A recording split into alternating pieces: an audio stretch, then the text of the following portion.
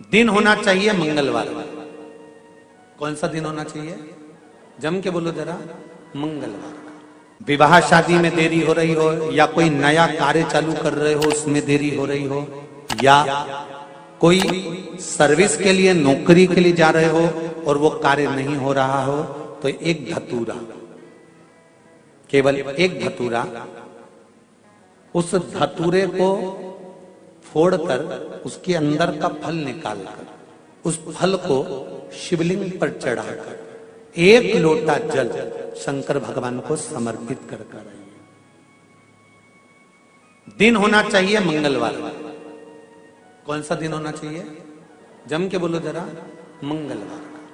समर्पित करो। उसके बाद में आप विवाह के लिए अगर समर्पित करे हैं तो विवाह में देरी नहीं होगी। व्यवसाय और व्यापार के लिए या नौकरी के लिए समर्पित करे हैं तो उसमें देरी नहीं। तुम जिस दिए में भगवान की आरती उतारते हो, जिस दिए से तुम भगवान की पूजन करते हो, उस दिए की बत्ती को नीचे डाल दीजिए और उस दिए को पानी की बाल्टी में धो दीजिए। कौन सी बाल्टी में? जिस बाल्टी के पानी से आप बच्चे को स्नान करा सको। महाराज केवल भगवान पर से ले जाकर, पास में से ले जाकर उस बाल्टी में थोड़ी देर डाल दो और उस बाल्टी के पानी से उस बच्चे को स्नान करा दीजिए।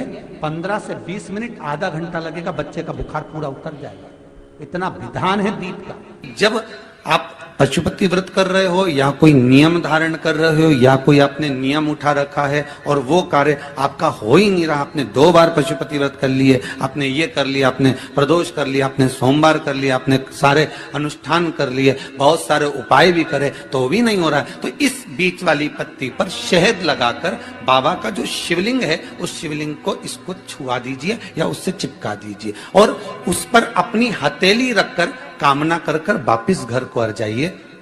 बाबा आपकी वो मुराद शीघ्र 3 महीने के अंदर पूरा कर ही देता है। ये तो 3 नियम अपनी जिंदगी में धारण कर लें। अगर ठेला लगा रहे हैं रोड पर, अगर आपके पास में कोई व्यापार नहीं, कोई दुकान नहीं, कोई सर्विस नहीं, कोई नौकरी नहीं, 3 नियम जिंदगी में। पहला, एक बार जिंदगी में पशुपति व्रत अवश्य करो। दूसरा, प्रत्येक प्रदोष एक शंकर जी के मंदिर में दिया और एक अपने घर के दरवाजे पर दिया अवश्य लगाओ, प्रत्येक प्रदोष।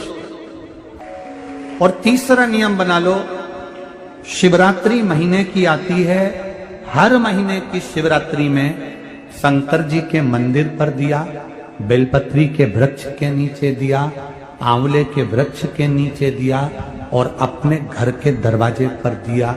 ये 4 स्थान पर दिया। प्रत्येक महीने की शिवरात्रि पर लगाना प्रारंभ करो।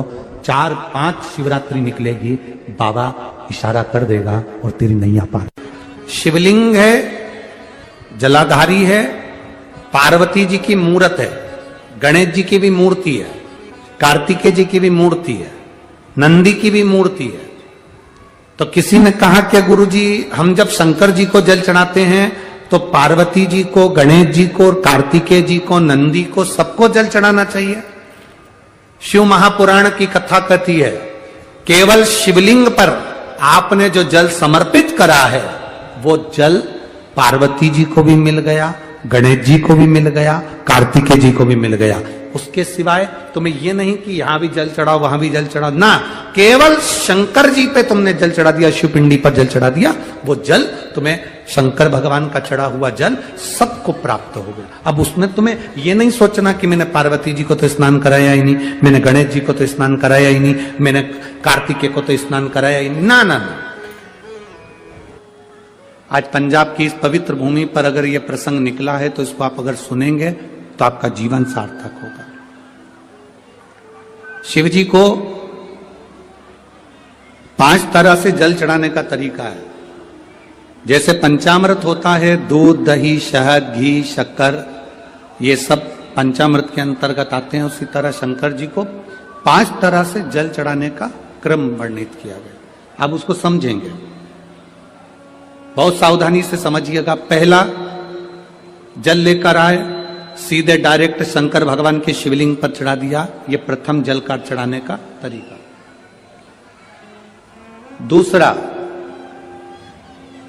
जहां से पानी बहकर जाता है, जहां से जल बहकर जा रहा है, उसके ठीक विपरीत जल उत्तर में जा रहा है, आप दक्षिण में खड़े होंगे और दक्षिण में खड़े होकर उत्तर की ओर मुख करेंगे और शिव जी को जल समर्पित करेंगे। ये रोग मुक्ति करने वाला है और हमारे रोग पर हमें विजय प्रदान करने वाला है। ये जल चढ़ाने का था। एक सीधे मंदिर में गए, लोटा भरकर जल उठाया, शिव जी को चढ़ा दिया। दूसरा जल जहां से पानी बहता है, शिव जी का चढ़ा हुआ जल जहां से बहकर जाता है, उसके ठीक विपरीत में शिव जी का जल इधर जा रहा है तो तुम यहां खड़े हो, तुम यहां बैठो, यहां मत बैठना, यहां मत बैठना, इधर बैठो। अगर रोग का निवारण है तो यहां बैठकर। तीसरा, अशोक सुंदरी से जल चढ़ाते चढ़ाते शिवलिंग तक लेकर जाना और शंकर भगवान के शिवलिंग पर पूर्ण जल समर्पित करना। यह तीसरा तरीका, यह कार्य की सिद्धता के लिए। हम जब किसी से आस ना लगाकर परमात्मा से विनती करते हैं तो वो विनती करने का तरीका तीसरा। चौथा, शिवजी पे चढ़ा हुआ जल 5 जगह पर समर्पित करना। गणेश जी, कार्तिकेय, अशोक सुंदरी, शिवलिंग और जलाधारी, ये चौथा क्रम है। और 5वां जल समर्पित करना,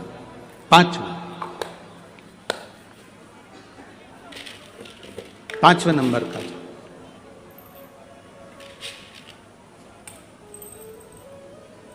शिव जी को 5 नंबर का जो जल आता है, जो जलाधारी है, ऊपर जिसमें पानी भरा रहता है और नीचे एक एक बूंद टपकता रहता है, जलाधारी में जल समर्पित कर कर उसी जल को बचाकर अशोक सुंदरी वाली जगह पर थोड़ा सा चढ़ाकर उसी में से जल शिवलिंग पर जब हम समर्पित करते हैं तो हम जिस कार्य के लिए जा रहे हैं वो कार्य सफल हो। धतूरे का जो पुष्प है उसको 2 जगह पर समर्पित किया जाता है। अशोक सुंदरी के स्थान पर जो खिला हुआ भाग है उसको इस तरह से रखते हैं कि शिवलिंग की ओर उसका खिला भाग जाए, और डंडी का भाग इधर गणेश जी, कार्तिकेय जी और 33 कोटि जो देवी देवता हैं उस ओर उसका भाग जाए। एक दूसरा, शिवलिंग पर जब हम धतूरे का पुष्प समर्पित करते हैं तो उस फूल का खिला हुआ जो भाग होता है उसका मुख हमारी ओर होना चाहिए। बहुत अंतर है महाराज। कनेर का पुष्प इससे विपरीत में चलता है। कनेर का जो पुष्प होता है उसकी डंडी का मुख हम अपनी ओर रख लेते हैं और खिला हुआ भाग महादेव की ओर कर देते हैं। जिसका व्यापार ना चले, व्यवसाय ना चल रहा हो, बहुत ज्यादा कष्ट में जीवन निकल रहा हो और बहुत ही ज्यादा तकलीफ हो रही हो, तो धतूरे को हल्दी में डुबोकर शंकर भगवान को 12 बजे समर्पित करें। उस धतूरे को वापस उठा लाएं 5-10 मिनट के बाद, श्री शिवाय नमस्तुभ्यम बोलकर लाल कपड़े में उसको बांधकर व्यापार वाली जगह में कहीं पर भी उसको बांध दिया जाए। व्यापार पीछे नहीं हटता, व्यापार अग्रण्य भाव में बढ़ता चले जाता है। महाराज, हल्दी में डुबोना पड़ता है। जलाधारी, अशोक सुंदरी वाला स्थान, ये जो जलाधारी है, बेटियों के स्थान से जलाधारी तक जो कनेर के माला बनाकर स्पर्श कर कर लगा देता है, शिवरात्रि के दिन प्रदोष काल के समय पर उस पति पत्नी में कितना भी झगड़ा हो रहा हो, आपस में प्रेम बनना प्रारंभ हो जाता है। अदालत का केस धीरे धीरे समाप्त हो। ये भी अलग अलग होते हैं। पहला दिया होता है पणाती दिया। मैं चैनल वालों से कहूंगा, अगर आपके पास में क्योंकि हमने पहले भी कथा में कहा कि जिस जिस जगह का स्मरण कराएं उस जगह का फोटो भी आप दिखाएंगे तो उसका आनंद कथा सुनने वालों को, ऑनलाइन वालों को मिलेगा। पहला होता है पणती दिया। ये पणती दिया मट्टी का दीप, जिस दीप के अग्रभाग को थोड़ा सा बड़ा कर दिया जाता है, उसको पणती दिया कहते हैं। ये पणती दिया जब भी भगवान के सामने लगाया जाता है तो इस दिए को सम्मुख में जब रखा जाता है तो दिए का जो लौकी मुख होता है वो अपनी ओर होना चाहिए। पणती दिए की जो लो है, बाकी है, उसका मुख अपनी ओर होना चाहिए। विष्णु पुराण कहती है अगर इस दिए की बाती भगवान की ओर रहती है तो हमें तपन की अनुभूति होती है, पर इस दिए की बाती जब हमारी ओर होती है तो हमारे शरीर में कोई